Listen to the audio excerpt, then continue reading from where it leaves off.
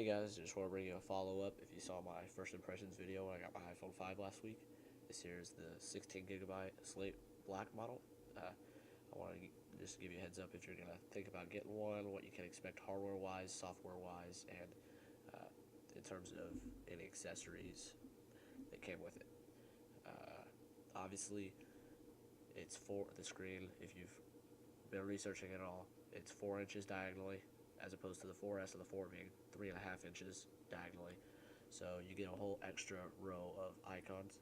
As you can see, I've got 5 rows of icons plus my favorites.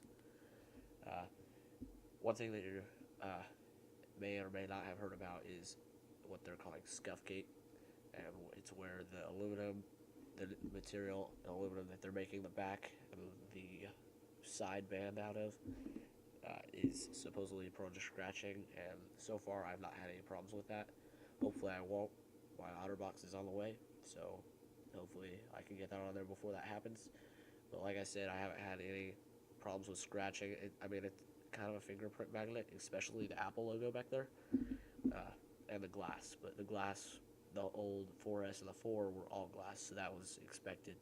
Uh, the front is supposed to be really uh, resistant to scratching. I don't know that it's Gorilla Glass like the Galaxy S3, but it is really resistant to scratching. I saw some scratch tests with some keys. They put it in a bag of keys and they shook it up and it was in good shape. So the screen's supposed to be really strong. Software-wise, just some advice. If you're wanting to go from the 4 to the 5, software-wise, that may be something you want to do. If you're really into the Siri thing, you can maybe even go to the 4S because that's $100 now instead of $200. But if you're wanting the big screen size compared to the 4 and the 4S, and you're wanting Siri, go for the 5. You get Siri and a bigger screen, faster processor, 2-generation newer processor, as the 4 uses the A4 and the 5 uses the A6. The weight of the phone that you will notice, the 4 and the 4S have a certain heft to them that it gives you a feel. Just, I don't know if it's just me, but there's something to be said for how heavy the phone is. It just makes it feel stronger. And not to say that the 5 doesn't feel that way. It does. It feels very sturdy. It just feels lighter, and it's just different. The camera, I have noticed a difference when I compare it with some other pictures that other people have taken. I haven't had any problems, especially with the new panorama mode. It's really, really fluid. Apple seems to have worked really, really, really hard on it, and it's impressive, frankly. I want to talk about the EarPods that Apple made come with the iPhone 5. A lot of people try and say that the EarPods are a gimmick, just so Apple has one more thing to say, oh, but the iPhone 5 has this. I don't think that's the case. I've used some iPhone 4 headphones and some iPhone 4S headphones. Those two are basically the same. Honestly, these are significantly better. I tested them with some songs, AWOL Nation, Coldplay, Foo Fighters, that type of stuff.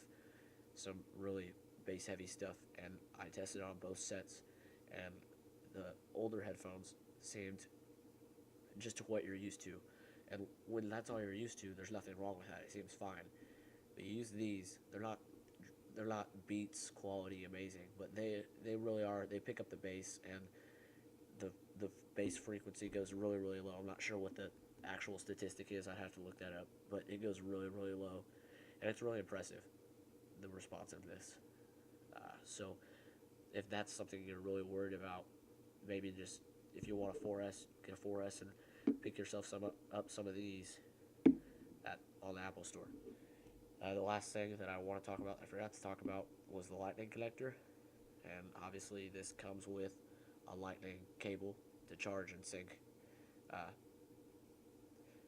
it's kind of cool in that you can plug it any other way, because with my old iPod Touch, I always found myself in the dark trying to get some light, trying to find out which way to plug it in, but this way you don't have to worry about it. You just, as long as it's in there straight, it'll go.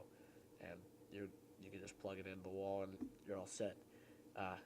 That said, though, if you have a lot of accessories that are for the 30-pin connector, the old one, and you're not too worried about getting all the new stuff that the 5 has, go with the 4S, because honestly you'll probably end up spending more money on accessories. If you go rebuy all the same accessories, you'll probably end up spending more money that way than you would have if you just, you know, bought the 4S, and then you can still use all your old accessories that you use with your iPhone 4. Plus, if you get the 5, you have to buy a lightning to pin connector, which is $30. So if you're wanting to go that route and you want the 5 and you still want to use all your old accessories, you can buy the adapter, which you can buy one that's through a cable, which is like $40, and you can buy one that just goes directly in, and you can use that with your old accessories. I think that's about it. If there's anything else that I missed and you want to hear about, let me know, and I'll try to make a video on it. And thanks for watching.